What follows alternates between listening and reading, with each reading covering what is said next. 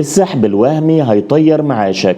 تحذير رسمي لأصحاب المعاشات واحنا داخلين على معاش يوليو 2025. اعرف ازاي تحمي فلوسك قبل فوات الأوان. يا أهل مصر الطيبين يلي على المعاش وبتستنوا أول الشهر على نار، بنوصل لكم تحذير مهم جدا من البنوك وهيئة التأمينات الاجتماعية. أيام قليلة وتتصرف معاشات شهر يوليو 2025 اللي فيها الزيادة الجديدة اللي كلنا كنا مستنيينها، لكن للأسف في خطر اسمه السحب الوهمي بيهدد فلوسكم اللي في الاي تي ام، وممكن يخليك ترجع البيت وإيدك فاضية وفلوسك طارت من الحساب. السحب الوهمي ده ببساطة هو انك تحط الكارت في الماكينة وتطلب الفلوس وتتفاجئ ان المبلغ اتخصم من حسابك بس الماكينة ما خرجتش ولا جنيه، وده بيحصل بسبب اعطال فنية او النور يقطع فجأة او اي مشكلة في نظام الماكينة.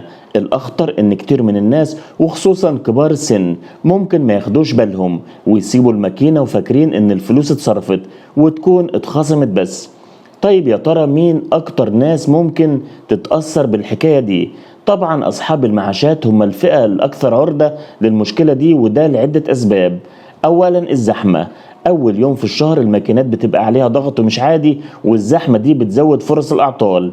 تاني حاجة إنهم بيقبضوا من أي ماكينة وخلاص. كتير مننا ممكن يسحب من أي ماكينة يلاقيها قدامه، مش شرط طبعا تكون تابعة للبنك اللي الكارت بتاعك منه، وده بيزود احتمالية المشاكل. تالت حاجة الخبرة القليلة.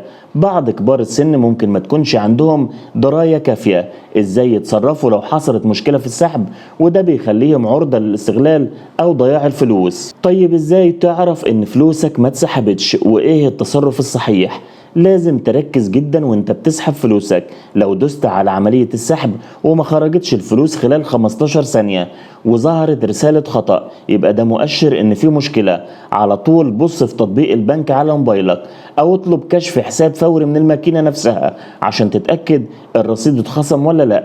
ما تسيبش الماكينة إلا وانت متأكد 100% ان فلوسك خرجت او انها اتصرفت من الحساب، لان كده في مشكلة. طيب لو حصل موضوع السحب الوهمي ده هتعمل ايه؟ 3 حاجات مفيش غيرهم. رقم 1، هتتصل بخدمة عملاء البنك اللي بتتعامل معاه وبلغهم بالمشكلة وسجل رقم الشكوى اللي هيديهولك الموظف. تاني حاجة، هتروح الفرع خلال 48 ساعة بالكتير. لازم تروح أقرب فرع للبنك وتقدم بلاغ رسمي بالمشكلة.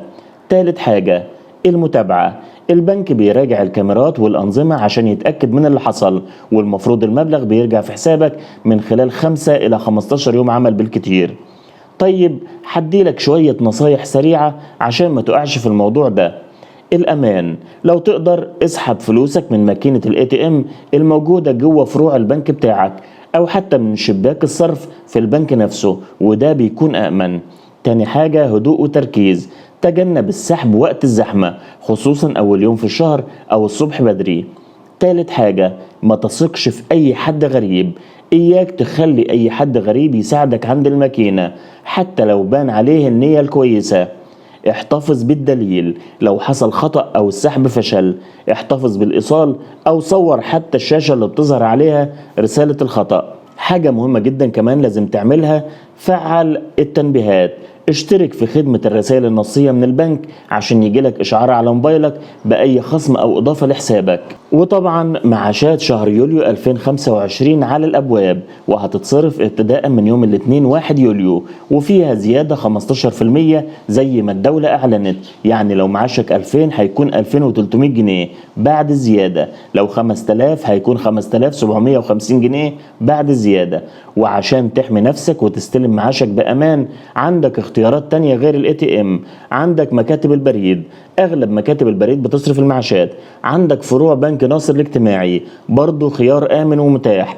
ايضا عندك المحافظ الالكترونية ودي مهمة جدا، يعني لو بتستخدم فوري او بتستخدم ميزة ممكن تستلم معاشك عليها. لو محتاج فلوسك كمان قبل يوم 1 يوليو البريد المصري بيوفر لك خدمة اسمها سلفة المعاش، ودي ممكن تاخد بيها لحد 3 أضعاف معاشك من غير أوراق وبتتسدد على أقساط شهرية. خلاصة الكلام، السحب الوهمي خطر حقيقي وخصوصا مع الزيادة الجديدة والزحمة. خليك صاحي ومنتبه واتبع النصايح دي عشان تحافظ على تعبك وشقة عمرك. هل شايف ان البنوك لازم تعمل اجراءات اكتر عشان تحمي اصحاب المعاشات من المشكلة دي؟ وايه اكتر طريقة بتفضلها عشان تستلم معاشك بامان؟ شكرا لحضراتكم.